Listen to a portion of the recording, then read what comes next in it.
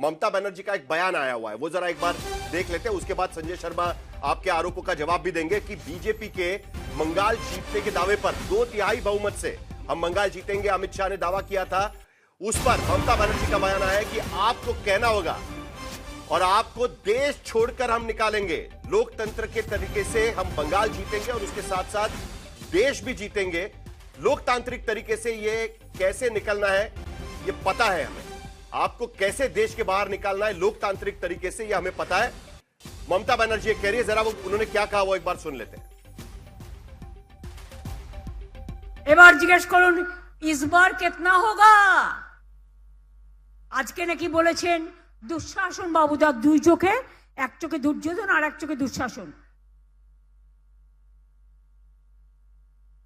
বলেছেন 2/3 পাবো। এখন আর বলতে পারছে না इस बार 200 পার। এবার বলতে হবে এবার তুমি দেশ থেকে বার। বাংলা জিতে তোমাকে দেশ থেকে কি করে তাড়াতে হয়, গণতন্ত্রের মাধ্যমে। বাংলাই পথ দেখাবে, বাংলাই দিশা দেখাবে, বাংলাই সারা ভারতবর্ষ জুড়ে